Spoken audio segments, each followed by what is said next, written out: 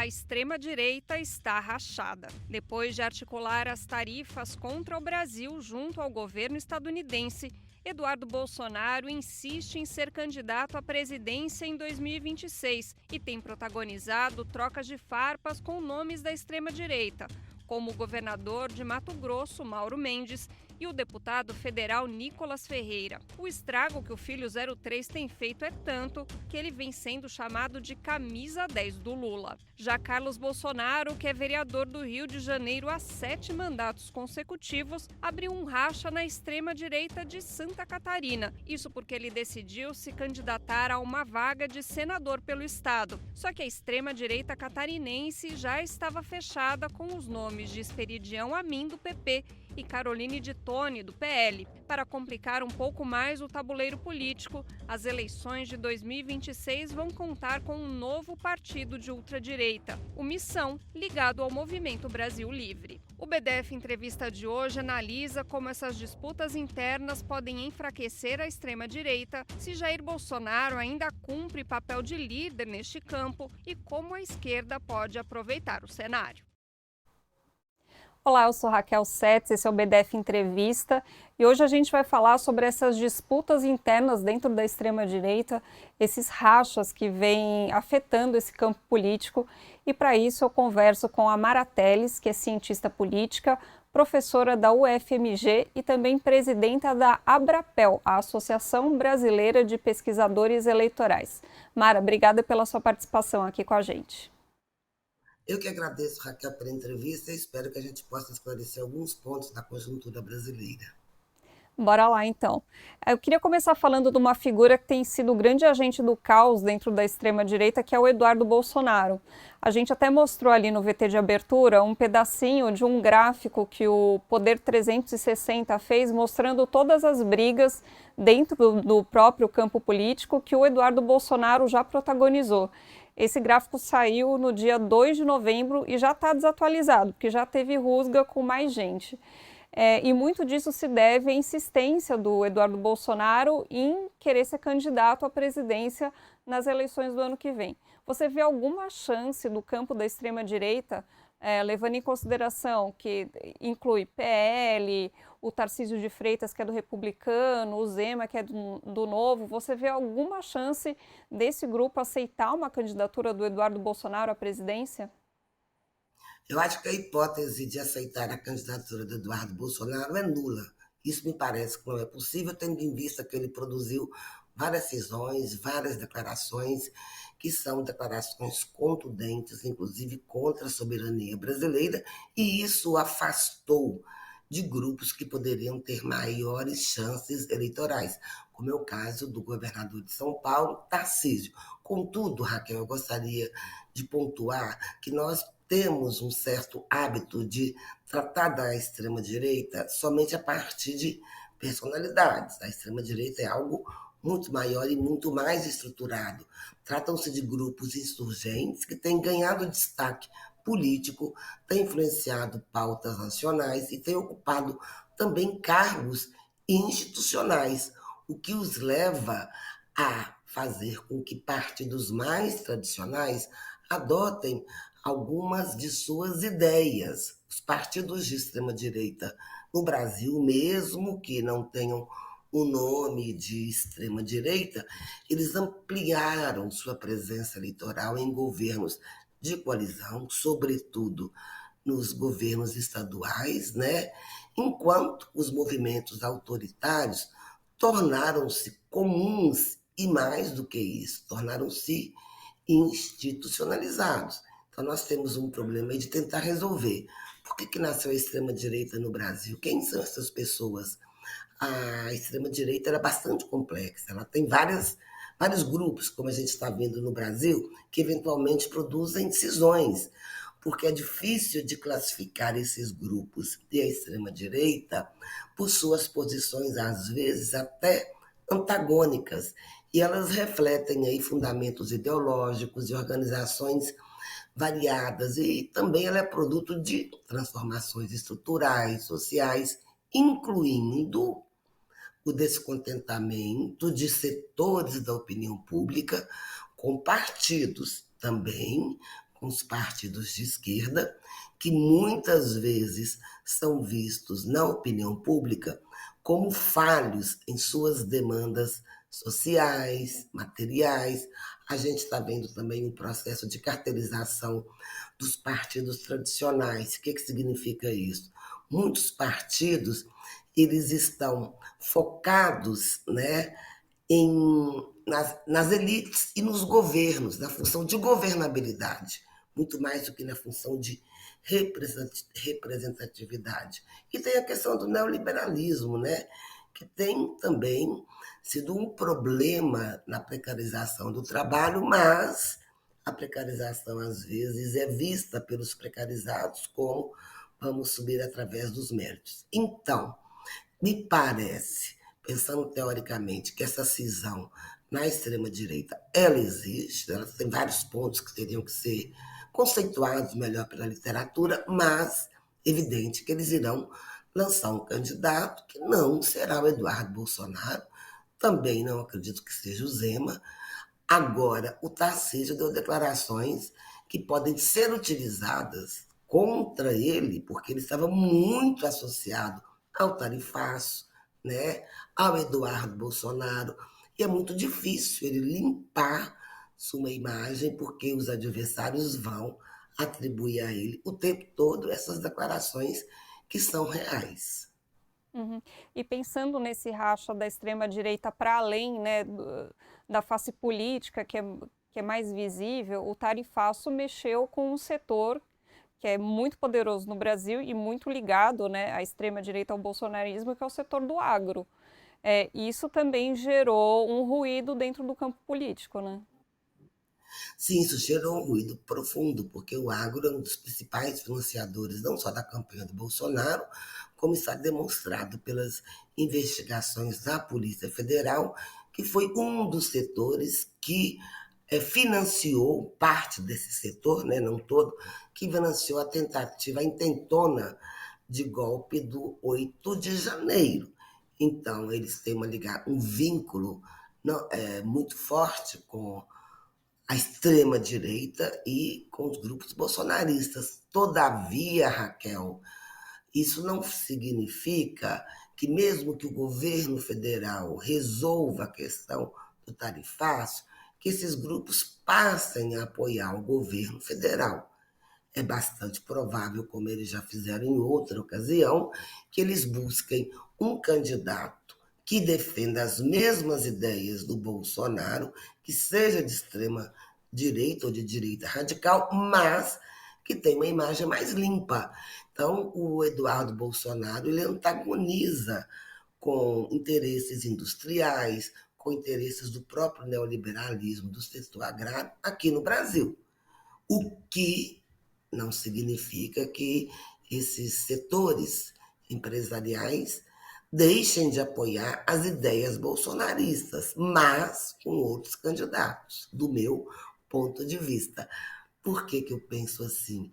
Porque a direita ela sempre sai muito coesa nas eleições. Uhum. Dificilmente ela sai em diversos grupos, a não ser que o racha seja tão consistente que grupos da direita lancem um candidato, a direita, digamos, democrática, né, institucional, lance um candidato e a extrema-direita lance outro.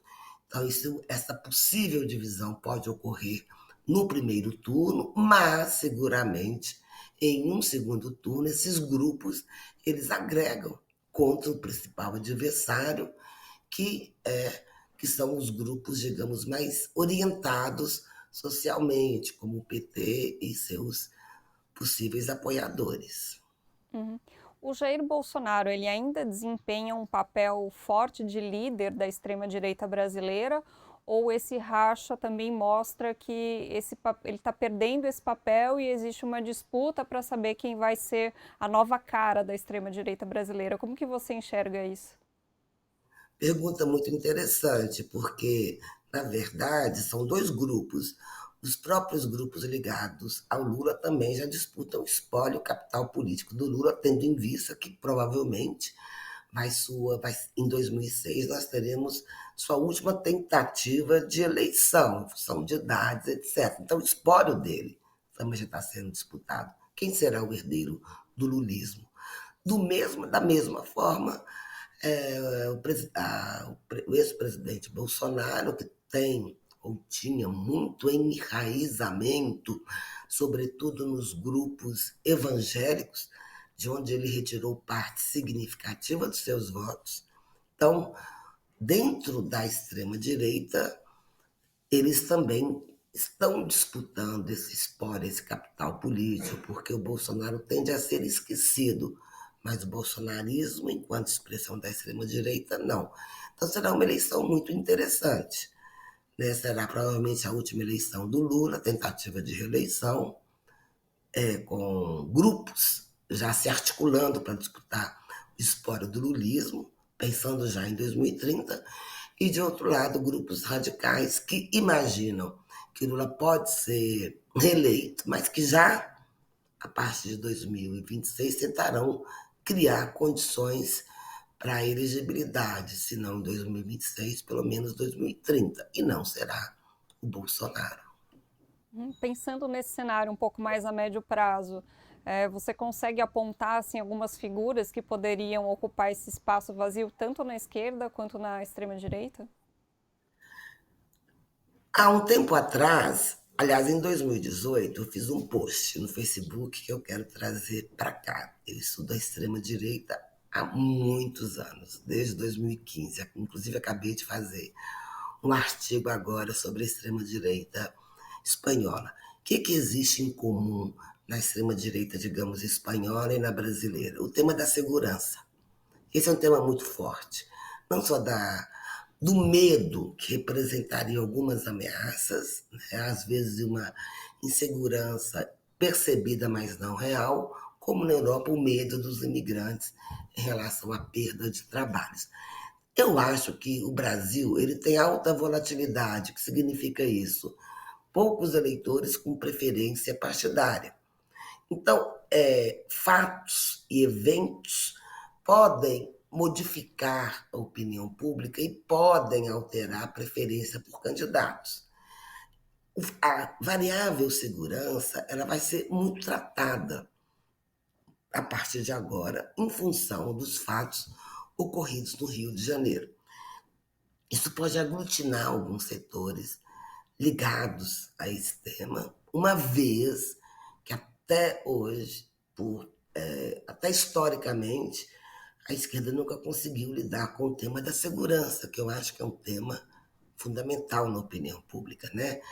Isso pode dar vazão a alguns candidatos que a gente não sabe, não imagina. As pesquisas da Quest ontem demonstraram que 1/3 quase do eleitorado deseja outro nome. Então, talvez o nome que se coloque aí como defensor da segurança pública, né, possa vir a crescer. Do lado da esquerda, eu acho muito difícil. O lulismo ele tem enraizamento pelo Lula. Então, a saída do Lula, do meu ponto de vista, dificilmente significará uma transferência do prestígio do Lula para outros candidatos. Isso ocorreu, sim, quando? Em 2010, quando Lula conseguiu se eleger através da face da Dilma. Ali, sim, foi transferência explícita de prestígio. Hoje, eu acho que menos. Ele tem muita força ainda, mas temos o eleitorado dividido e acredito eu que a força do lulismo é mais do que a força das esquerdas, ao passo que a força de outros candidatos não depende da figura, mas sim depende do fato de que eles expressarão um bloco muito forte de direita, que na opinião pública é hegemônica.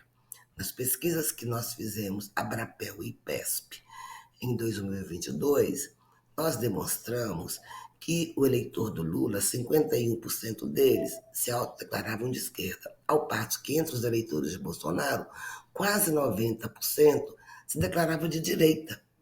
Então nós temos aí uma esquerda mais frágil e uma direita mais fortalecida em termos da opinião pública.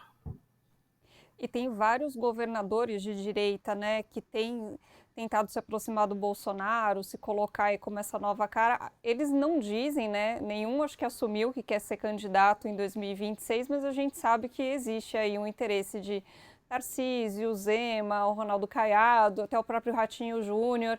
Como que você acha que deve ser essa disputa dentro desse bloco dos governadores, que também aí aglutina gente de partidos diferentes, né? Até de partidos que nem são de extrema direita, como o PSD, que é um partido bem de centro, né? O PSDB não é tão de centro, não. A É, professora Silvana. Então, eu vou dizer, a professora Silvana Krause vai publicar um capítulo no livro que eu estou organizando com o professor Lavareda sobre as eleições municipais de 2024. A hipótese dela é que o PSD era um partido de centro. Ao final da pesquisa, ela falou: isso é um sonho de uma noite de verão. O PSD se coligou, fez composição muito mais com a direita do que com a esquerda.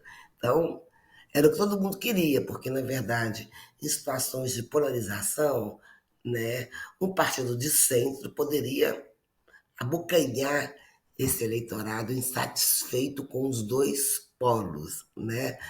Mas eu acredito que Zema, falando hoje, o Brasil tem conjunturas e tem eventos que alteram a opinião pública. Zema hoje não me parece que seja um candidato real.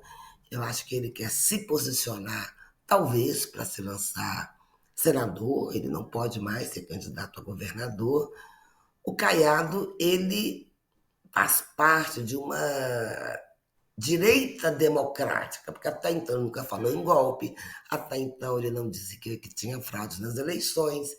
Eu acho que o Tarcísio conversa melhor com o eleitorado herdeiro do bolsonarismo, porque o Tarcísio expressa muito claramente seu desejo de ser candidato. Ele tem um grande estado, né, que é o estado de São Paulo, que votou no interior contra o PT historicamente, né? O PT ganhou na capital, mas perdeu no estado de São Paulo, isso é muito importante dizer. E ele, além disso, tem setores, inclusive talvez agrários, setores da elite de São Paulo, que tendem a apoiá-lo. Eu acho que ele é o candidato mais viável e, de uma forma ou de outra, o seu grupo vai tentar retirar os demais candidatos da disputa, o que não significa que outros candidatos de direita não se lancem por outros partidos, inclusive pelo PSD. Uhum. Queria falar um pouquinho agora sobre o cenário de Santa Catarina, porque acho que ele reflete em várias questões nacionais, né? Carlos Bolsonaro, que é vereador do Rio há 7 mandatos consecutivos, sem nunca ter apresentado nenhum projeto de muita relevância, ele quer se lançar senador por Santa Catarina e isso causou todo uma disputa interna com pessoas do PL mesmo, protagonizando brigas em redes sociais, enfim. Santa Catarina, acho que hoje é o estado mais conservador do Brasil, né? Se pegar a porcentagem de pessoas que votaram no Bolsonaro e no Lula nas últimas eleições, acho que Santa Catarina foi 70% Bolsonaro, uma coisa assim. Qual que é o interesse, né, da família Bolsonaro nesse estado que já é da direita? Então, os dois candidatos que a princípio seriam os candidatos ao Senado do ano que vem, já que são 2 vagas de senador, eles já estariam meio com essas vagas garantidas. Por que o Carlos Bolsonaro resolve entrar nessa disputa e causar todo esse estardalhaço? Candidatos, eles sempre estão pragmáticos, eles querem se reeleger. O fato dele sair de um estado e ir para Santa Catarina significa que ele não vê a sua reeleição de forma tão segura, ou sua eleição de forma tão segura no seu estado de origem. Eu estou pensando pragmaticamente, que o comportamento dos deputados, dos senadores, dos políticos, né? Seja esse político de esquerda ou de direita, é maximizar votos e tentar eleição ou reeleição. Não há nenhum motivo para que ele vá para Santa Catarina em função das belas praias, né? Isso não faz o menor sentido, né? Tem praias no Rio, tem praias em outros estados. E, de fato, Santa Catarina não precisa dele. Santa Catarina é o estado onde o ex-presidente Bolsonaro conseguiu o maior número de votos proporcionalmente. Há cidades em que ele teve 80% dos votos. Em muitas cidades pequenas e médias do interior, exceto em Santa Catarina, na capital de Santa Catarina, que é Florianópolis, onde ele teve uma votação maior proporcionalmente do que maior não, perdão, em que o Lula teve uma votação melhor em Florianópolis do que em Belo Horizonte, onde o PT tinha uma grande história. Então eu vejo talvez ele esteja tentando também o Senado em Santa Catarina para fazer algum acordo, né? Talvez seja só firula, talvez ele queira um acordo. É muito difícil imaginar o que se passa na cabeça desses personagens. Mas, na sua opinião, eu sei que entra meio num terreno da especulação, mas o Jair Bolsonaro pode estar por trás disso também?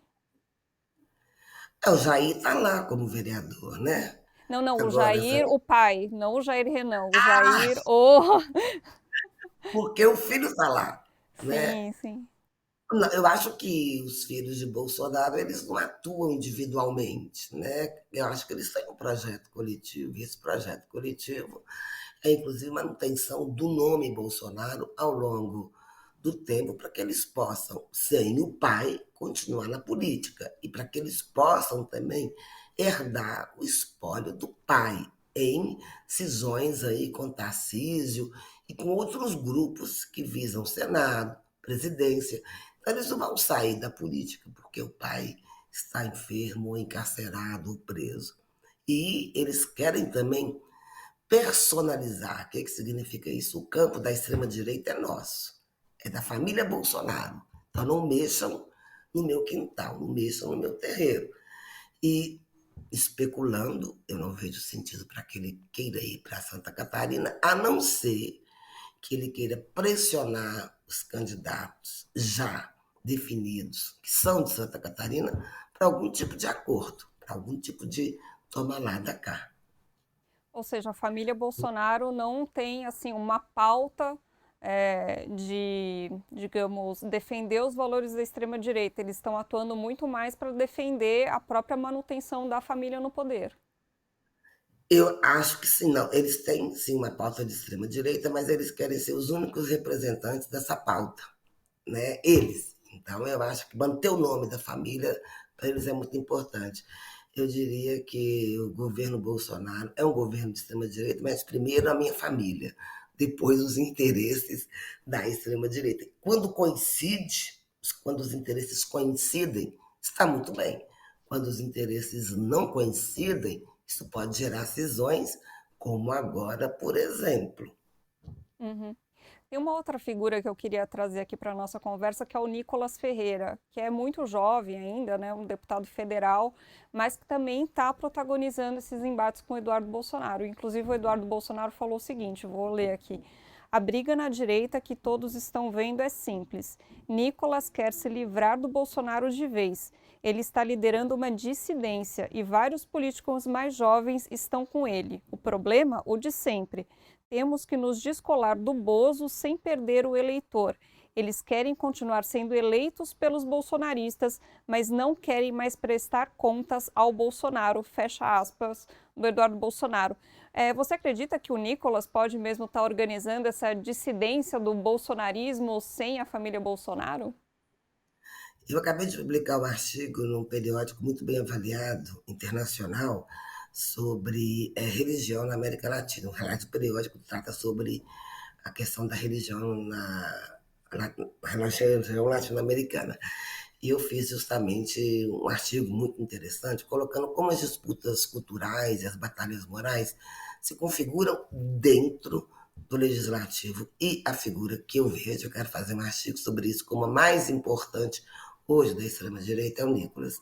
Ele carrega toda uma tradição moralista, ele carrega uma pauta efetiva, ele é evangélico, ele é religioso e ele é uma das figuras mais inteligentes da extrema-direita e ele quer criar, assim, uma carreira que independa da família Bolsonaro, mas com os eleitores que não são bolsonaristas, são eleitores de extrema-direita ou não, mas que são eleitores também do Nicolas. Ele foi o deputado federal mais votado de Minas Gerais, e a interpretação que eu dou a isso é que ele carrega consigo uma pauta moral e religiosa que é bastante representativa de parcelas do eleitorado mineiro e do eleitorado nacional. Então, ele é um nome de força e, para mim, hoje, ele é o representante digital mais importante dos grupos de extrema-direita. Então, olho no Nicolas. Falando em representante digital, como a gente mostrou no VT de abertura, nas eleições do ano que vem vai ter um novo partido, que é o Partido Missão, que é umbilicalmente ligado ao Movimento Brasil Livre, ao MBL. E aí eu vou pedir licença para ler de novo um trechinho do que o Renan Santos, que é presidente do MBL e possivelmente também vai ser candidato à presidência no ano que vem, o que ele falou sobre o partido. Estamos colocados como um grupo à direita, mas a principal característica é que fazemos um corte geracional, ou seja, é diferente da direita do Bolsonaro, voltada à sensibilidade da geração de pessoas com mais de 60 anos, fecha aspas. O Renan estava comentando que eles querem justamente atrair o eleitorado que tem um pensamento de direita, mas é das gerações milênio e da geração Z. Qual que deve ser o papel do Missão nas eleições do ano que vem? Voltando às pesquisas, né, desse artigo que eu terminei de fazer ontem, inclusive, é uma dos determinantes de voto no Vox, que representa a direita radical na Espanha, são os jovens. Os jovens eles estão sendo muito atraídos por soluções simplistas que são dadas pela extrema-direita a temas sobre empregabilidade, e sobre o medo que eles têm do futuro e a precarização do trabalho. Os jovens estão, no geral, muito insatisfeitos com as políticas, com os políticos, com o sistema, em função de uma série de problemas econômicos, políticos e sociais.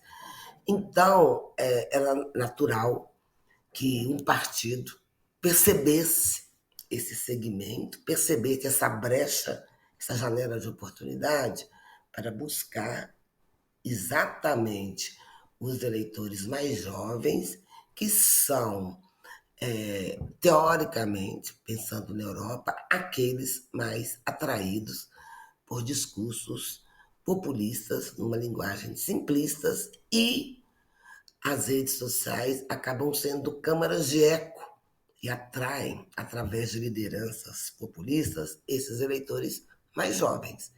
Então, pode não ganhar as eleições, mas eles podem começar um trabalho como o Vox começou em 2013, com pouquíssimas chances, teve 1,5% de votos, e hoje já é terceira força na Espanha.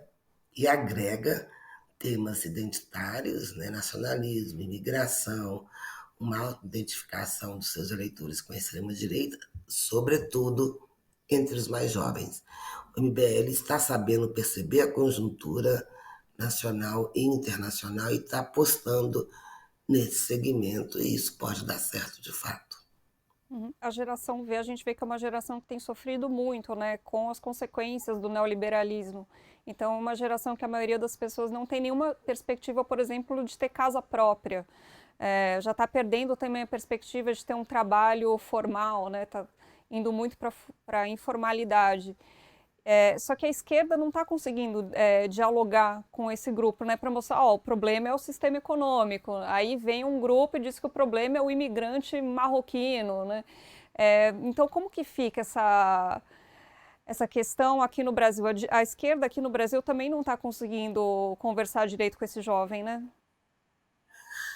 Não está conseguindo. Na verdade, a esquerda no Brasil não está conseguindo conversar com muitos segmentos, com muitos grupos, né? Muito embora o governo tenha feito, do ponto de vista econômico, algumas políticas muito interessantes, tanto que nesse mês tivemos deflação, o PIB está crescendo, etc. Eu tenho alunos que falaram comigo a mesma coisa. Eu tenho medo do futuro. Ocorre, Raquel, que os ganhos hoje para a juventude são maiores do que os ganhos que tiveram os boomers, o X, por exemplo, que também não tinha essas perspectivas de casa própria. Eu até conversei com eles, espera aí, gente, a gente tinha um BNH, agora a gente tem a Caixa Econômica, mas a percepção, e aí que entra a extrema-direita, uma percepção muito negativa, um medo, inclusive, incentivado.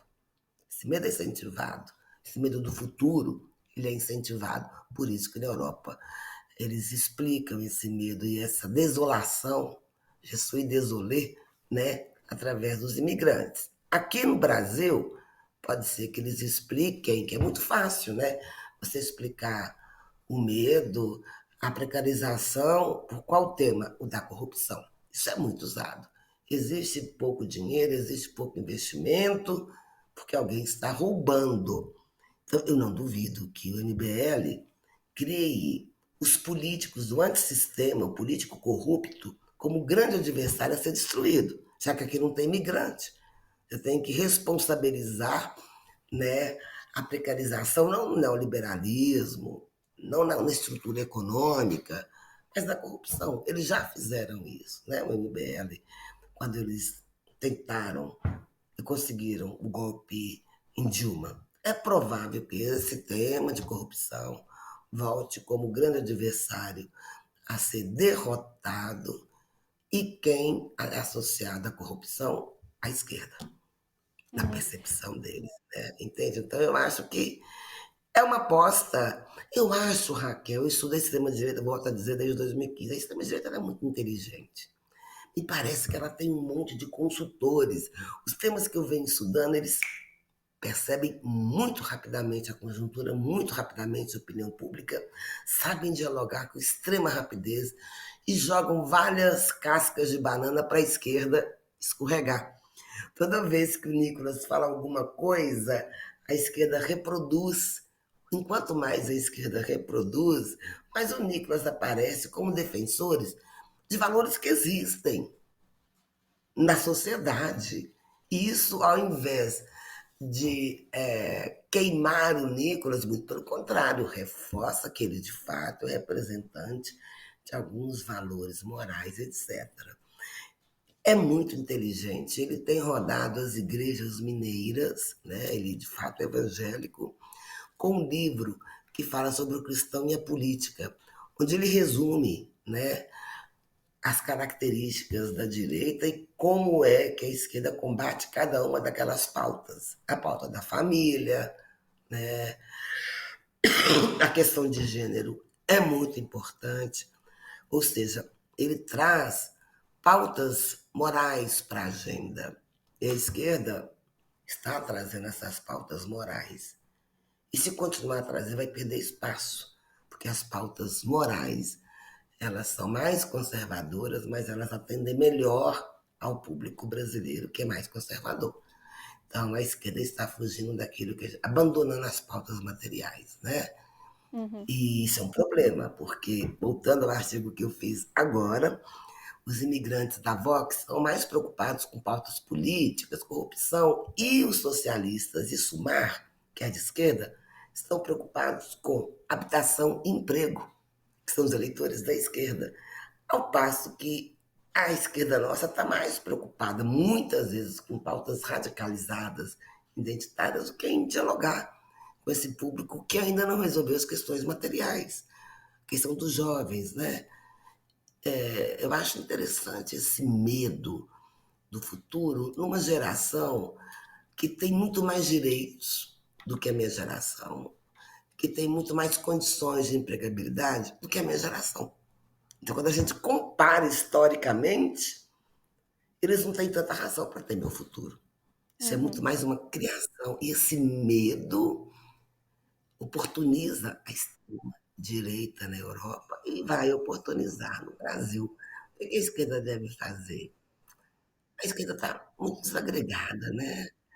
E ela está muito longe dos movimentos, ela está muito institucionalizada dentro de cargos de governos. Então, quem faz a intermediação com esse público? com esses trabalhadores, com a periferia, não há intermediários. O que existe nas periferias brasileiras hoje são as igrejas pentecostais. Elas sim fazem esse papel que seria do Estado, de acolhida, de empregos, de ócio, que o ócio extrapola o culto, ele vai para tudo. Eu estava no México, voltei tem uma semana, eu acompanhei a questão do massacre, né, no Rio de Janeiro, à distância. O que me chamou a atenção, enquanto os corpos estavam sendo retirados e amontoados, onde estava o Estado? Sabe o que, que eu vi? Uma tendinha com os evangélicos atendendo as famílias que estavam chorando pelos mortos. Óbvio que eles iriam fazer isso. Mas por que, que o Estado não estava lá, numa tenda, explicando para eles seus direitos, seus deveres, acolhendo? A gente pergunta, ai, mas como que cresce então esse grupo? Cresce por causa disso. Uhum. Cresce porque, em momentos super importantes, quem acolhe? As A igrejas. igreja. Super capilarizado A também. igreja. Mas acho que quando a gente pensa em movimentos como o MBL, é importante a gente ter em vista também que tem um financiamento, né, muito forte Óbvio. por trás desses movimentos. Eles têm o dinheiro, então tem até partidos de esquerda radical que poderiam conseguir conversar com essa juventude que está desiludida, mas não consegue chegar porque não tem a máquina de propaganda que um MBL tem.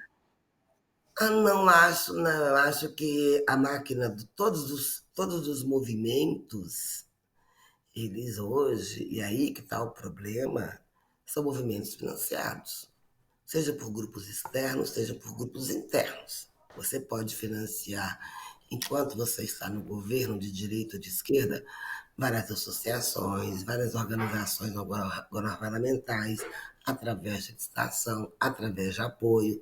É esse que é o problema. Os movimentos de esquerda eles estão hoje dependentes de apoio governamental. Não vou te falar qual foi o movimento, mas vamos cancelar essa passeata porque estamos esperando 1 milhão que vem do governo. Desde quando o movimento de esquerda precisou de 1 milhão de qualquer governo para fazer seus movimentos e suas passeatas? Então existe hoje sim uma falsa percepção de que nós temos movimentos de esquerda fortes. Não temos. Nós temos pessoas, personalidades que se dizem representantes dessas pessoas. Mas essas pessoas, os representados, não necessariamente reconhecem essas lideranças. Então a gente tem um problema muito sério dentro das esquerdas, ao passo que na direita tem financiamento, né? O MBL tem uma rede digital muito forte e a esquerda é muito analógica. Então Uhum. eu acho que nós temos aí que pensar também que, ao contrário de toda a militância, que os movimentos sociais são débeis, estão frágeis, estão precarizados, e essa é uma das razões de ascensão dos grupos de extrema-direita, tanto na Europa, onde passa a mesma coisa, quanto no Brasil. Uhum. Mara, para a gente finalizar, pensando nas eleições de 2026, como que a esquerda, pensando nessa esquerda mais institucional, né, como que a esquerda pode se aproveitar desse momento de racha interno na extrema-direita para conseguir um ganho eleitoral? Quando a gente olha as pesquisas de apoio ao massacre, ou intenção de voto, ou apoio a algumas pautas, não sei se você observou que sempre está 50-50. Fica muito dividido o eleitorado, né? Me parece que essa preferência pela questão A ou pela questão B é muito mais de você estar a favor ou contra Lula. Então, Lula cresceu um pouco num segmento no qual ele perdeu, né, até 5 salários mínimos, então a questão do imposto pode fazer efeito a partir do ano que vem, ainda não fez, né, porque esse ano ainda teremos impostos, isso ainda não está tão divulgado como merecia ser divulgado, mas eu acho que vai ser uma eleição difícil. Eu não acho que vai ser uma eleição fácil, porque mais que os indicadores econômicos ainda estejam bem, né, isso não tem aumentado proporcionalmente à popularidade do Lula, né? E a extrema-direita vai tentar jogar temas morais, temas da segurança, e se a esquerda for atrás desses temas morais, vai perder. O sistema já tem dono, né? Eu acho que vai ser, mesmo que a direita saia dividida, né? Para você chegar no segundo turno, tem que ter 50% mais um. O Lula ganhou com 49. A avaliação dele não tem subido muito, melhorou muito. Né? Melhorou, mas melhorou chegando ao número que ele teve nas eleições. Né? Então ele tem que trabalhar muito com. Tem um problema que eu estou vendo, Raquel, aí foi um trabalho que eu apresentei em Fortaleza ano passado. Eu quero até ver se eu pego esses dados para publicar. Que hoje, nas prefeituras das capitais do Nordeste, a direita é hegemônica.